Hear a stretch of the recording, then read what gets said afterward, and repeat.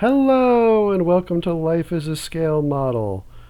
If you haven't already, please subscribe to the channel and like the video. It really helps us in the algorithm, and we're trying to grow to 100 subscribers before the end of the year. So please help us get there. We are celebrating Star Trek's 59th anniversary this week, and I just wanted to take a moment to acknowledge that and to wish a happy birthday to the franchise that we all love so much. So as we get ready to start decals today, the first thing we're going to do is put a slight gloss coat on there. That's going to help those decals to remain intact as we work with them so that we don't have to worry about them breaking in the process. It's not perfect, but it works. You can see that I cut some holes in some of the decals that are circular. This is because when I did the previous model, I realized that there was still decal paper there, and it made it hard to lay them down. And so today we're going to try something new with our microsol and our microset. You can see I have them in spray bottles. We are moving up in the world, folks. I've seen a few channels where people have used those, and I'm going to give it a try and see how I like it. I'm also going to use my trusty hobby knife, my forceps, as well as a few Q-tips, which I will use to tamp the decals down after I get them laid where I like them. So with that, let's go ahead and get started. If you're new to the channel, just understand that it has kind of become a tradition that I start the model decaling process at the bottom on the saucer. So that is precisely where we're going to start today. We're going to go ahead and start with this lower area of the saucer that goes around the sensor dome. And I'm just going to start by cutting that piece out so that I can put it in my little tub of water and get it separated from its backing paper. Now this is a process that's going to appear to take a while, but that's because we have to wait for the decal to actually separate from the backing paper. And I'm about to say probably the only really good thing that I can say about these decals today, which is that they actually separate from the backing paper pretty quickly. I've used some round 2 decals where it takes a while for the decal paper to separate from the backing paper, but I was not prepared for how quickly the process happened with this particular set of decals.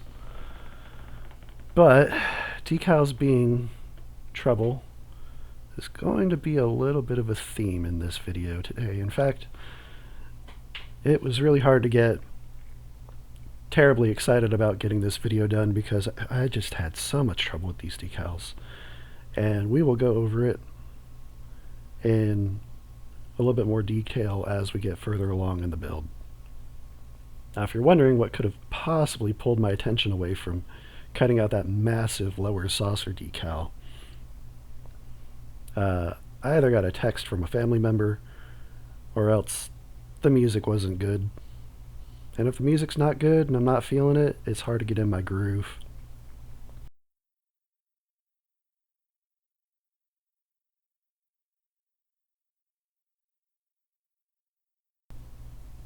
Now, if you watched the previous video, I mentioned that putting the decals on the bottom of the saucer was a little bit more difficult maybe than it had to be, and I experimented with cutting the top saucer decal into 3 sections. And at the end of the day, I felt like it was probably more advantageous to do that with the bottom decals than to do it with the top decal. The only reason being you've got that concaved area at the bottom of the saucer, and it makes it difficult to work your way around the entire decal and get it straight and flat. So here we are. I'm going to go ahead and spray my microset onto the bottom of the saucer here so that we can get that first decal on. And this is really where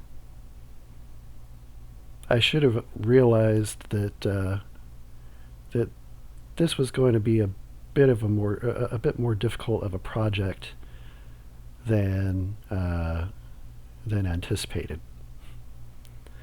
I know, it's the first decal. What could I possibly have realized with the very first decal?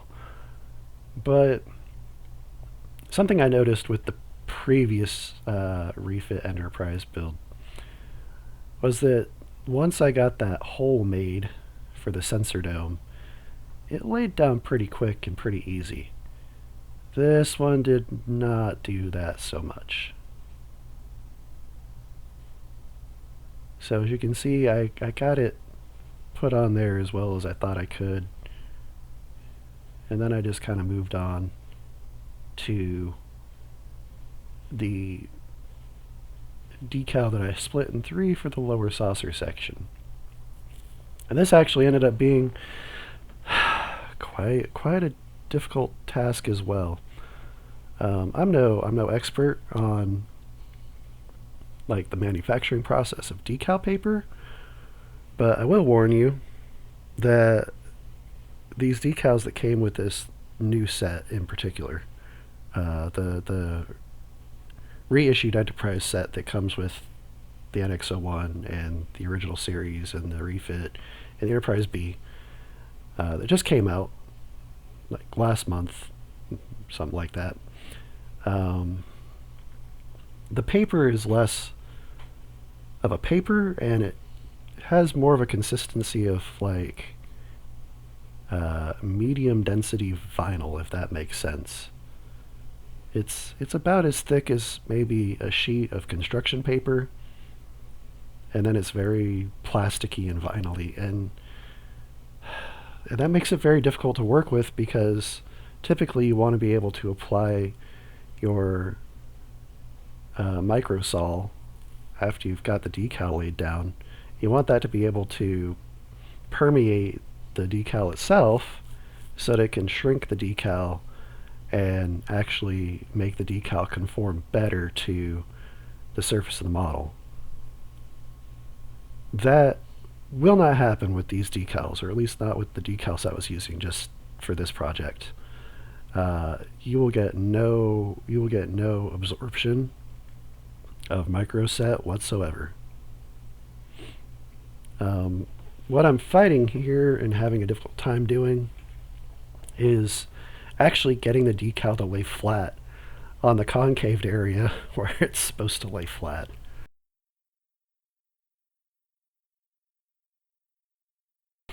I don't know what caused the problem. I did manage to fix it later by simply going back and scoring the decal a little bit and then laying some microset on it. But these are not beginner decals by any stretch.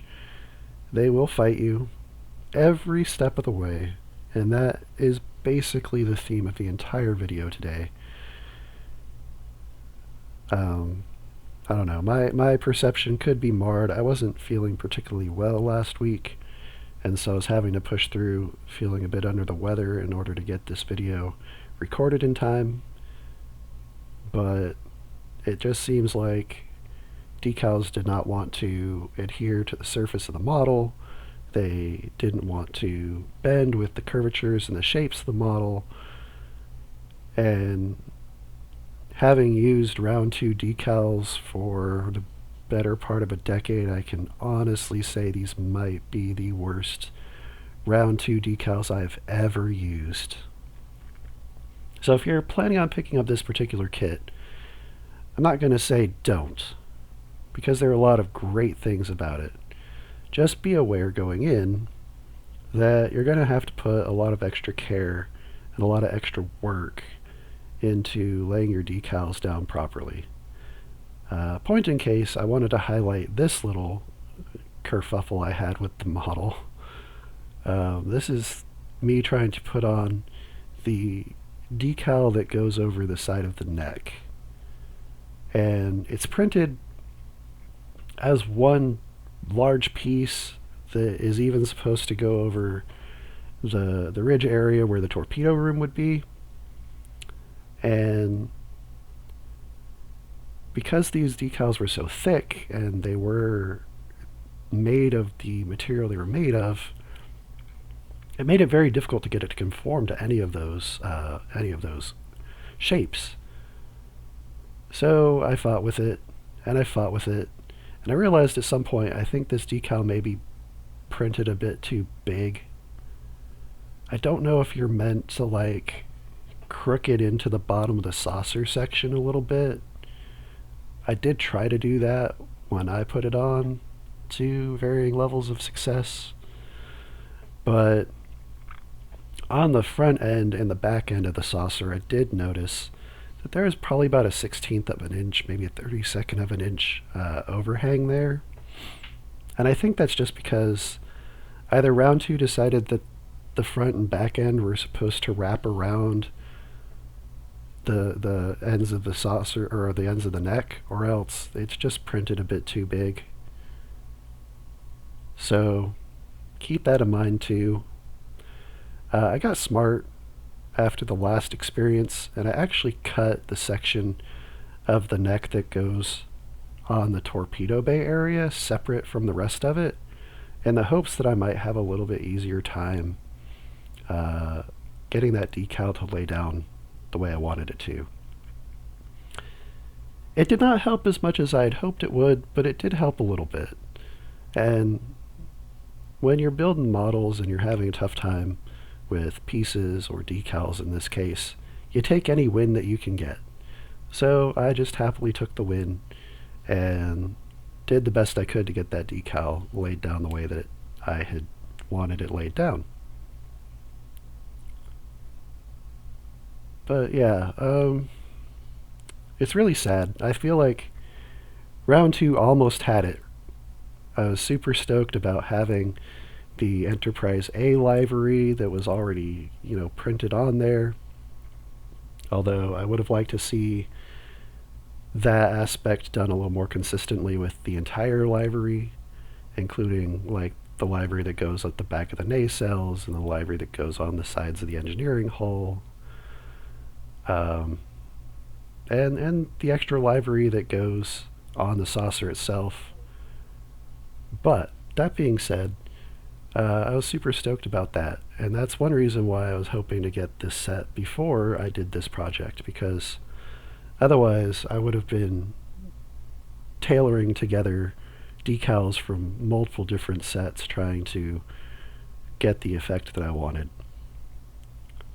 But I feel like round two just needs to approach one of their competitors on hands and knees and ask them, how exactly do you formulate your decals so that they work properly?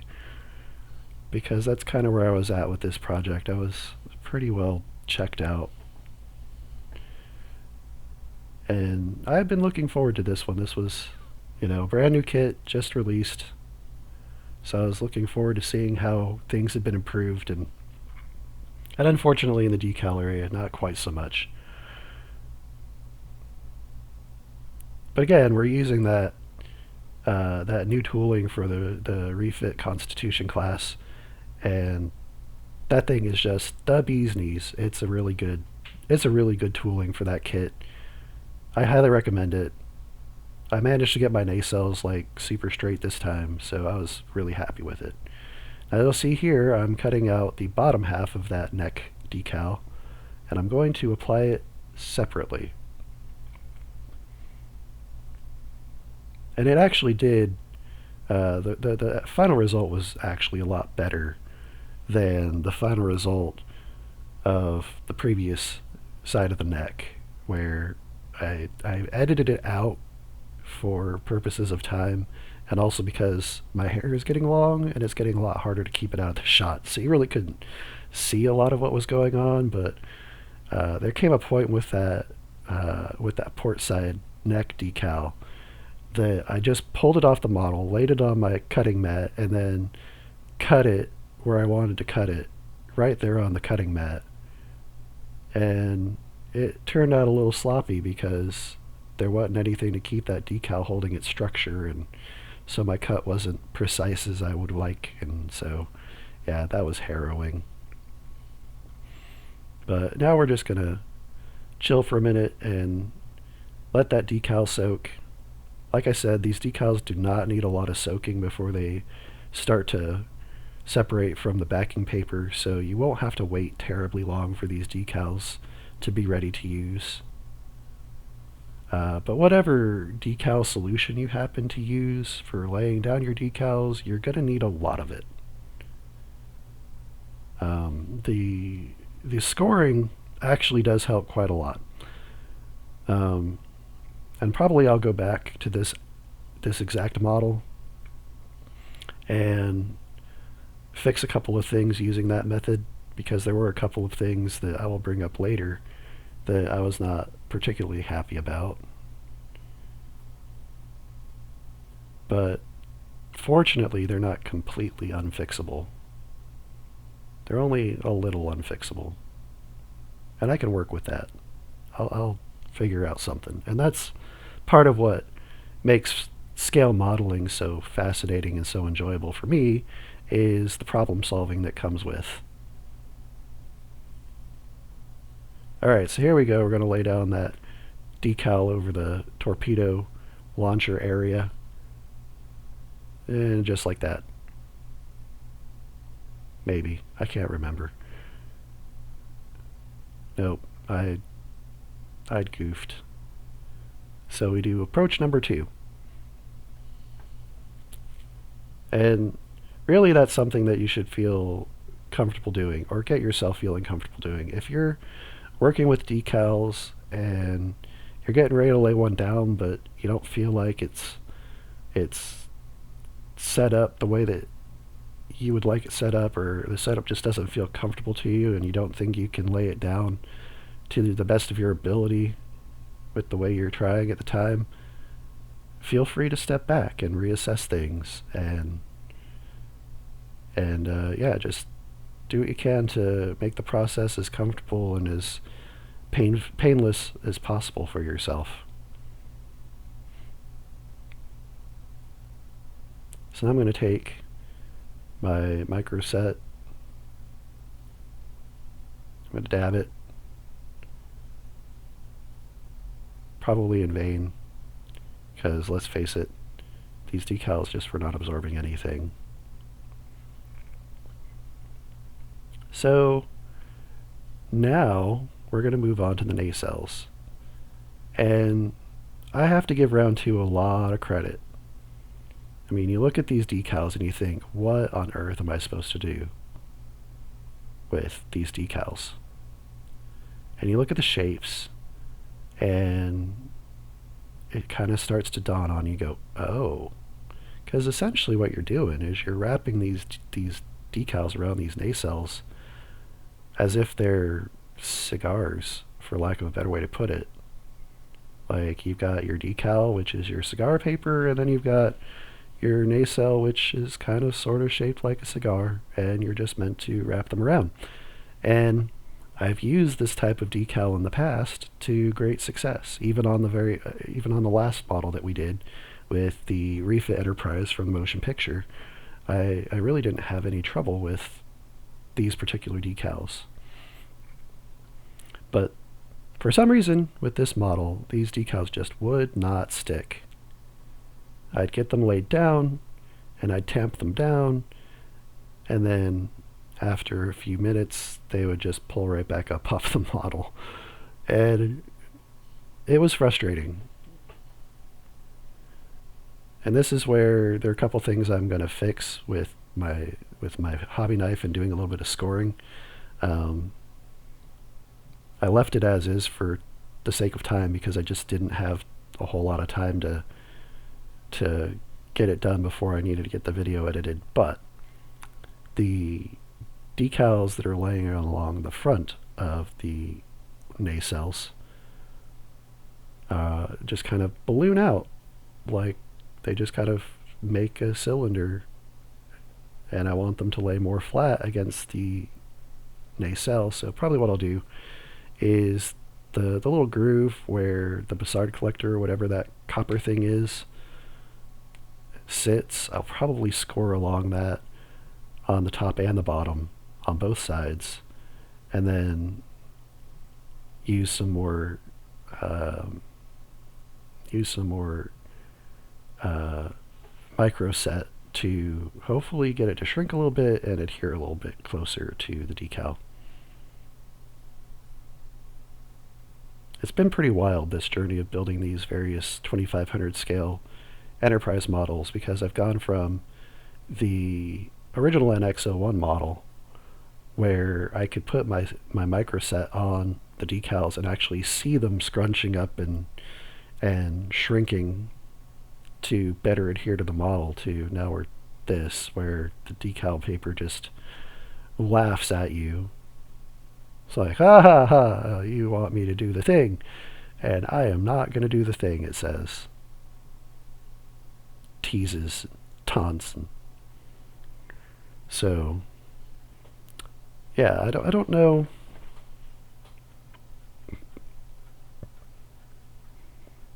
I don't know exactly why round two has this kind of pendulum effect going on, where sometimes the decals are way too thin, and then sometimes the decals are way too thick.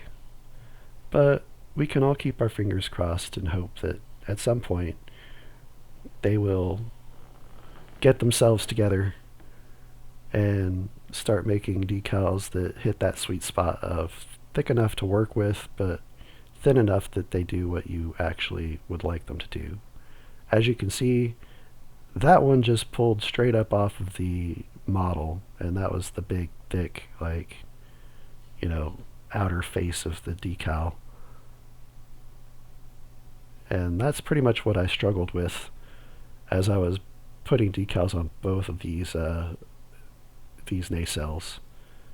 I do make sure, even though I didn't show it on the video, I do make sure where the little fin comes out on the outside of the nacelle there, there's a slit that appears to exist between the two halves of the decal, but I always go back with my hobby knife and cut a slit to make sure that there's a separation there for the decal to work around. It just wasn't doing it this time. So I definitely took what I could get and called it good.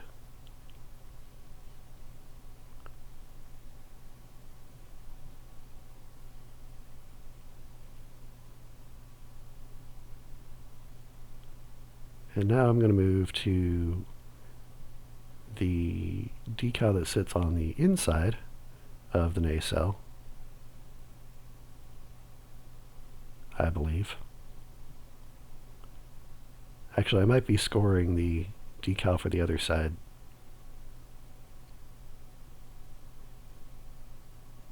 While I have that thought in my brain before the ADD whisks it away into the ether.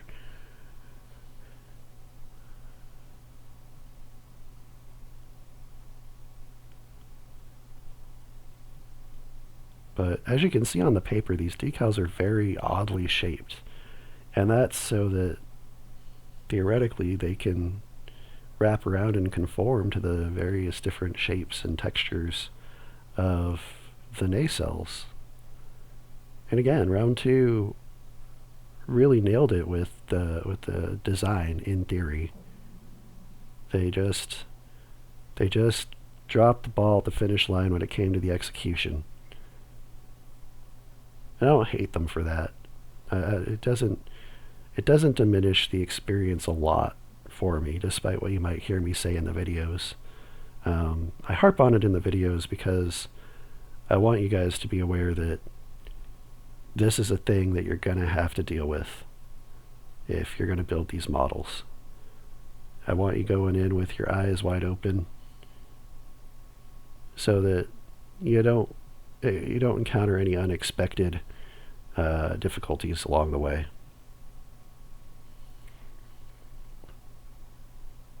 But yeah, here it is. I had it all tamped down and thought it was going to stick and adhere, and here we are fighting it again.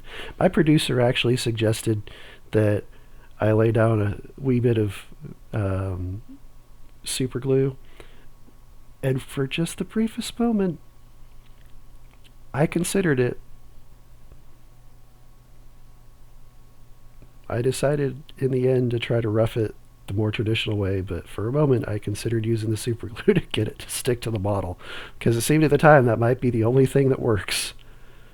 But uh, now we're to the top saucer decal, and usually I save this one for very last. However, I tried using a different order when it came to how I placed the decals on the sides of the saucer, on the saucer rim. That's what I was going for.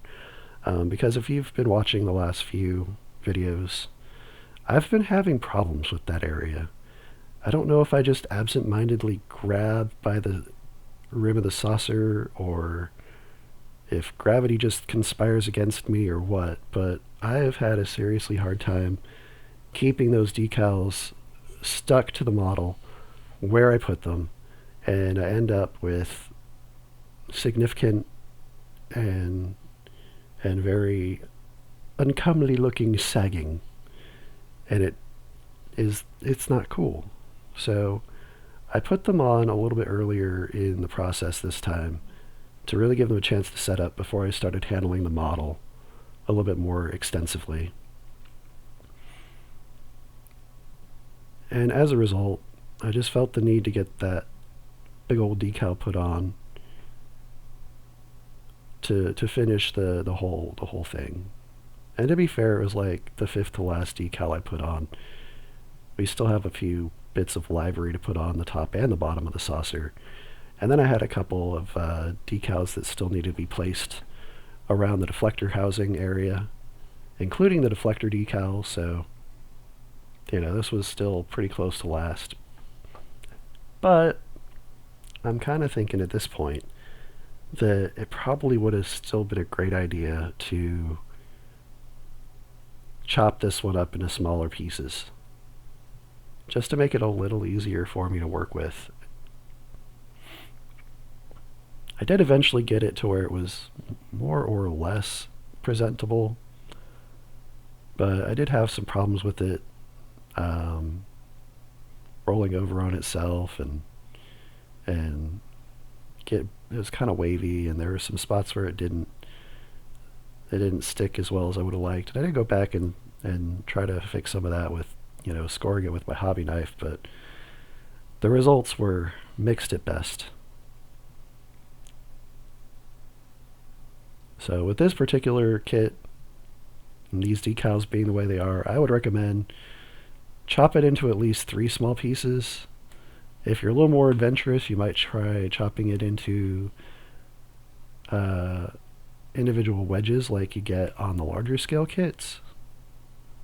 I wasn't going to be that adventurous because I wasn't sure I'd be able to sufficiently line all of that up.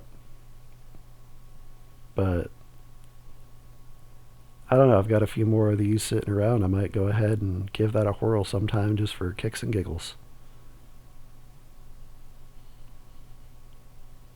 But yeah, off screen I am using my actual thumb to manipulate the decal, and these decals are so thick that they didn't even bat an eye. And don't get me wrong, I did have to be gentle. I did actually manage to tear a couple of decals on this kit, but for the most part, I mean, these things will take a licking and keep going because they're just that thick. And you can definitely see that kind of plasticky vinyl texture to it.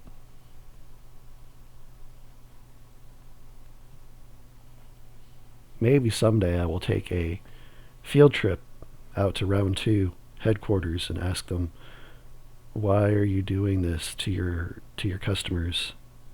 You should definitely find a much different way of manufacturing your decals. Maybe. I don't know. Get in the comments and tell me if you'd like me to take a field trip out to Round 2. It's definitely something I'd be interested in doing, but if y'all don't think there's any value in that, I'm just going to do it for myself. But if you do think there's some value in that and you'd like to see a little bit of the behind the scenes at round two, then I would certainly be happy to at some point go and take a tour or whatever and see what they're all about. And chide them about their decals. Which you can see I'm still working with using just my thumb. I'd hoped that using a couple of thumbs I might be able to get it flattened out a bit better. And I think I got it pretty good, at least in the end. We're gonna do some beauty pictures at the end, and you'll see it still turned out pretty well, all things considered. I am probably just being a bit overly critical of my own work, and also projecting a bit on round two. So I will try to refrain from knocking the decals any further.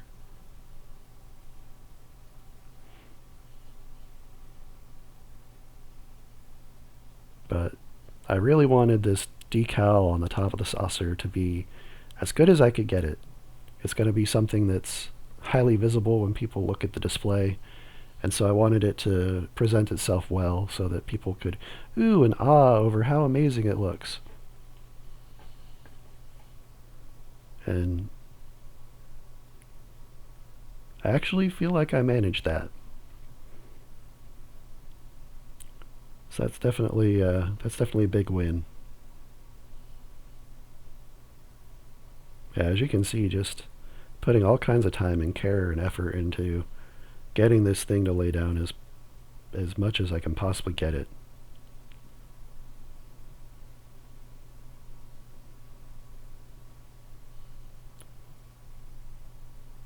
I apologize that this didn't make it on screen.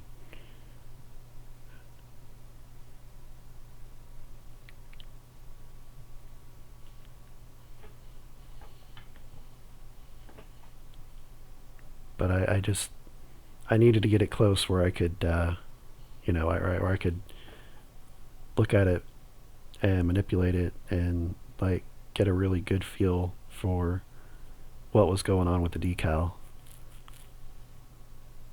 My producer has suggested we try a different filming angle on the camera, and so I'll be making the appropriate changes later this week so that hopefully I can do these things and not get my hair in the way and not accidentally remove the model from the frame. You can see though, even after all that toiling, still got some bulging and some ridges, and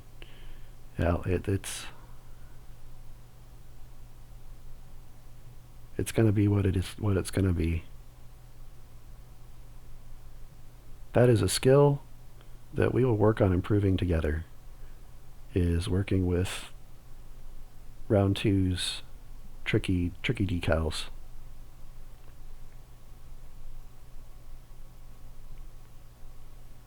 So I'm just going over with microset, and I mean generous amounts of microset, and just trying to get that decal to do something to shrink up and flatten out.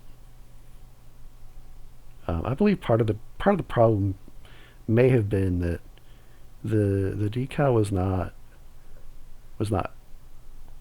designed to close at the back, like you saw when I was cutting it, that it had kind of a wedge, and I think that was one of the reasons I was having an issue, is I was trying to get it to close up in the back and really get it to sit as closely as I could to that impulse crystal area where the impulse engines are.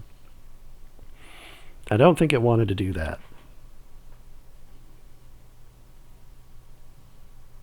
So I'll take a lot of the blame there. I was trying to contort it in ways that it just didn't want to contort.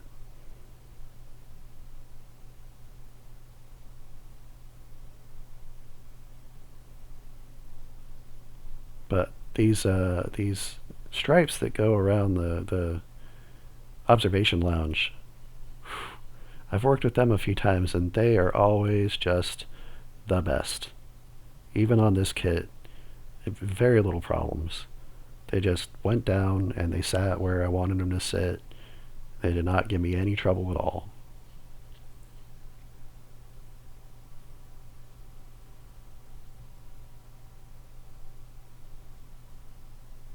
So yeah, I'll go ahead and get both of those on. I seem to recall the first time I built this kit with the 2010 set, that decal may have all been one piece. That's definitely possible.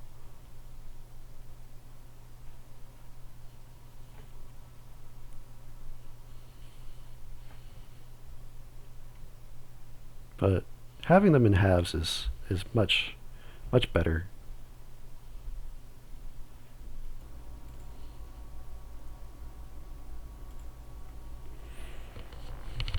Yeah, these little decals need very little manipulating once you get them onto the model. I remember the first time building this kit way back in 2014 or so, being amazed at how well those decals in particular laid down on the model and conformed to the shape of the bridge dome area.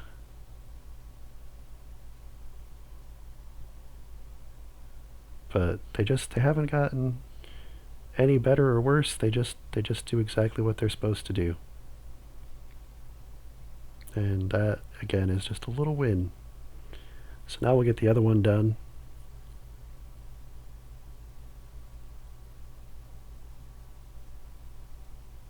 I would like to point out, since we're on the topic of decals, you may have noticed that that decal sheet has a lot of nifty Star Trek decals in terms of like something you probably would put on one of the model bases that comes with the kit.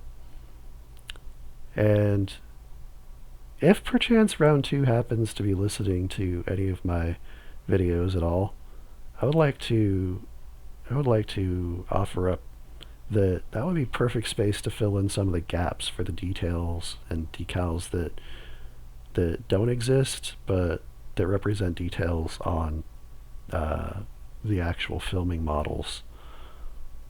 Specifically, like the triangular landing gear covers that go on the bottom of the TOS Enterprise bottom area. I don't know that would take a whole lot of space to fit in there, but it's one of those that we folks who are anal about making our models as accurate as possible would just we would have a party for you. We'd buy you all the pizza. But moving back to decals that do exist, we're laying down that second decal over the observation deck area. As you can see, they just pop right into place for the most part. Very little needs to be done after the fact. You just get them on there and they know exactly what to do. It's almost like muscle memory.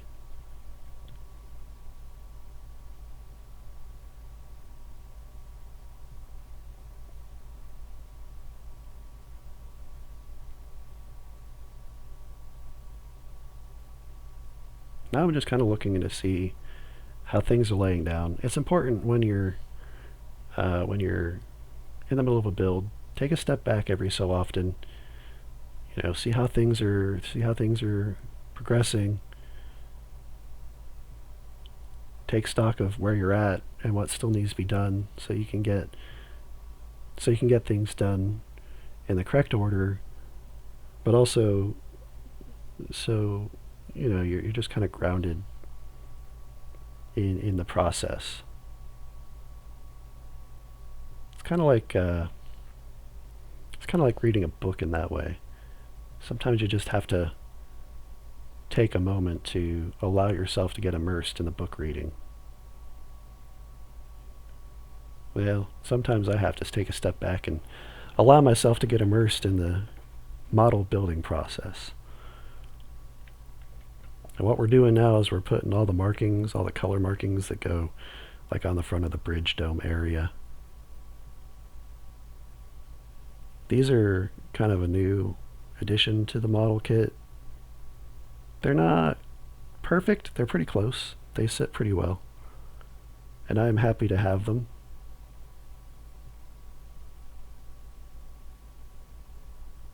They add a little extra detail and flair that I don't think I could personally do with just a paintbrush.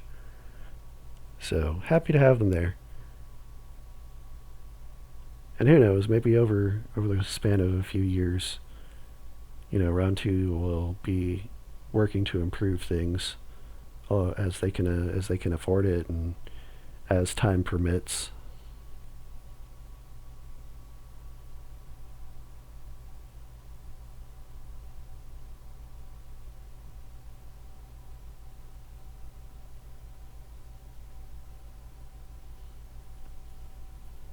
Again, terribly sorry this isn't in frame.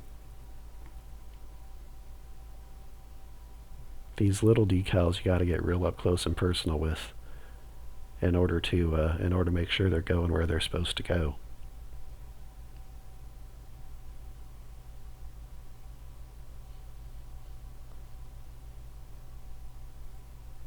Very smartly they did make these decals 2 pieces, because there's a part that goes kind of over the wider area right above the observation lounge. I guess that'd be, what, deck B? Maybe deck C. But then there's this itty bitty piece right here that goes right around the bridge.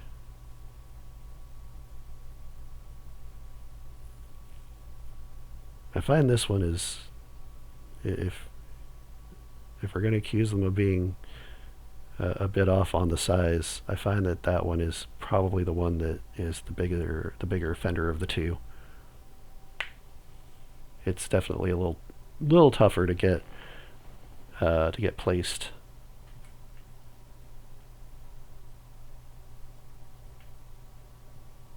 But you can see I'm messing with the first one while the second one soaks. I'm just trying to make sure that my setup is going to be good and going to be ready for the next decal.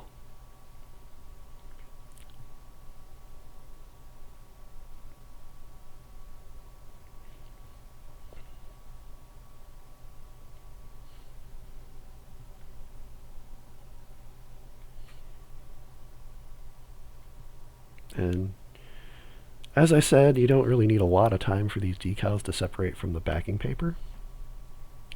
So, just within a 15 to 30 second span, that decal was ready to go. And there it is. We'll just fiddle with it a bit and try to get it lined up, and then it'll be good to go.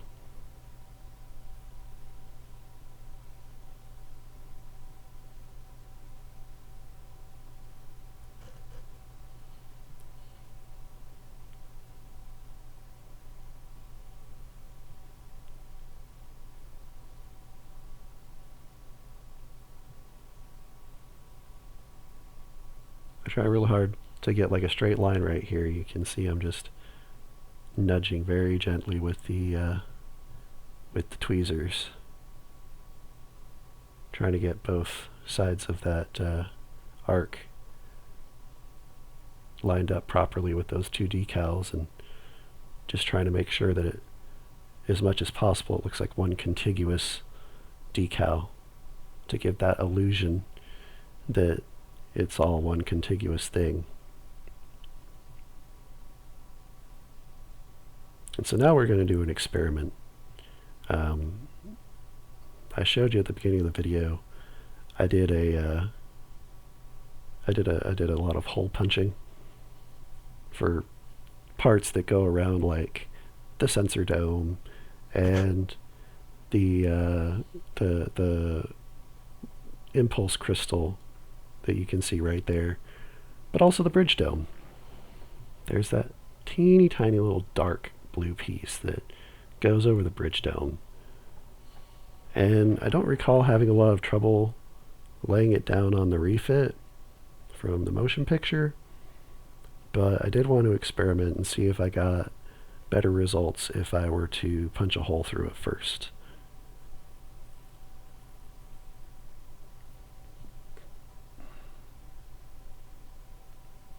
And so what I did is I just tried very gently to put it on the model, but since it looks like I once again had things out of frame because I didn't have my camera framed up properly, let me tell you a little story.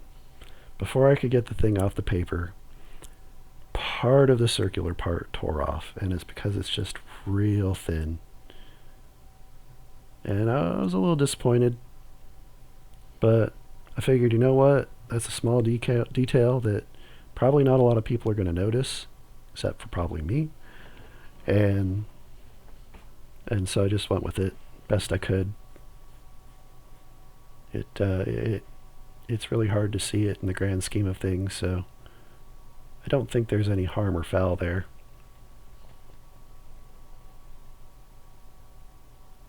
It's just something to be aware of more than anything. It's just one of those fiddly, we'll call it intermediate decals. It's an intermediate decal.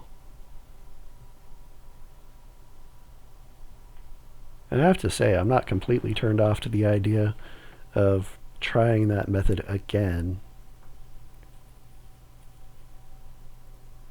I just might be a little bit more conscientious about how exactly I punch that hole, so I can make sure that I'm not, accidentally cutting through the detail or the decal as I'm trying to punch that hole. But yeah, you can see those little command arrows in the Star Trek logos, and I'm certain those are supposed to be for the bases, the dome bases. It's a nice touch for somebody who doesn't want to, have a boring black base, but doesn't necessarily have the time or the skill or the inclination to custom paint your bases. It's a pretty quick solution. But if we've got room for that, we've got room for even more decals.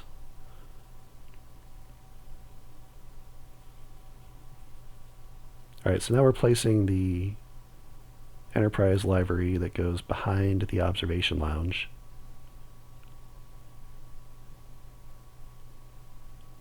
At the end of the day, I think I might have put this a little too far away from the observation lounge. I think it was supposed to be a bit closer.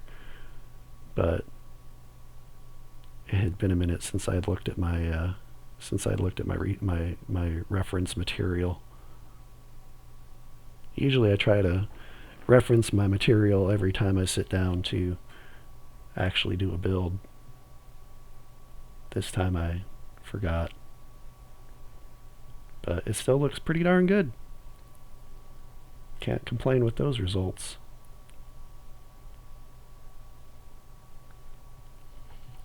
Watching the video, it is brutally apparent that my upper saucer decal is totally off-center. Not sure how I would fix that in hindsight, except like I said, maybe cut the decal down to smaller parts so I can manipulate them a bit more easily.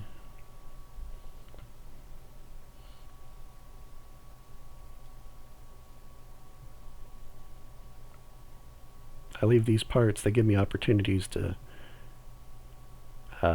impart wisdom or whatever I see fit to do at the time. In this case, I was probably prepping the decal that I was going to put on the saucer. I don't know, but it is a good time for me to say, don't get discouraged based on my experience. Everybody works differently, and my process is going to yield different results than your process, and sometimes my process is just not ideal. So I come up with these processes that make things harder for me than they have to be. So if you see me struggling, don't take that as a sign that you need to like not do the thing. You may not get the results you expect or the results that you're necessarily wanting at first, but that's all part of learning to be a scale modeler. Is you do the thing and possibly make the mistakes, and then you look at whatever mistakes you did make and you figure out ways to not make those same mistakes again in the future. And I will say one thing that I learned working with this particular model is that I need to stop underestimating round two's decals. I need to go into it just assuming that the decals are not going to be terribly easy to work with, so that mentally I'm prepared for the extra work that's going to be involved in getting those decals to look good. Because that's kind of where my frustration tends to build, is I go into it with rose-colored glasses, because I've had some great experiences with round 2 decals in the past. But, as I've mentioned previously, not all decals are created equally, and not all model kits are created equally. And so I need to learn to look at my models objectively and be prepared a little bit more accurately. But we are coming to a close on this one. We're doing the final couple of decals that were left to do. I cut a wedge-shaped notch into the deflector because the deflector dish on this version of the model kit actually concaves. And so if you cut that wedge,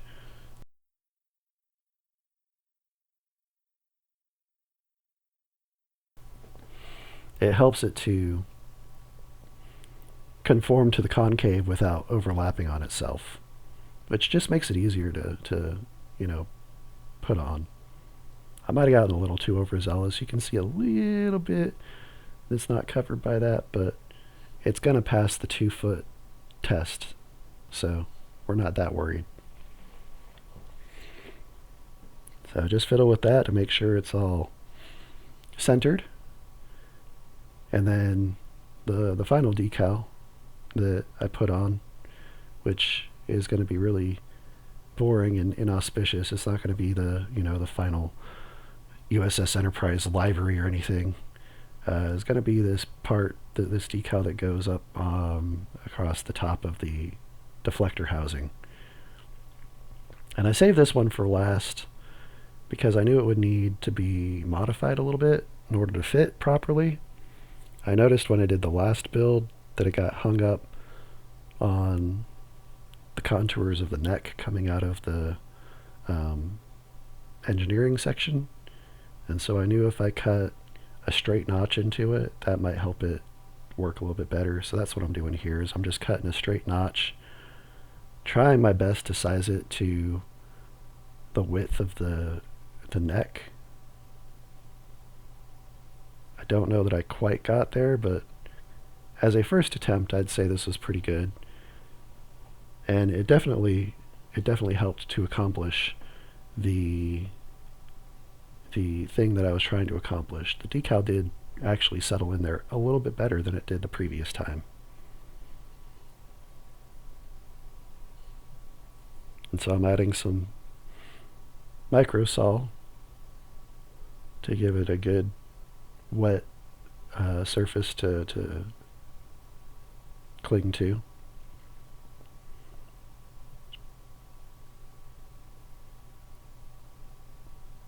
And then we'll wait for the decal to separate from the backing paper. And then we'll get this last decal on and our decals will be finished.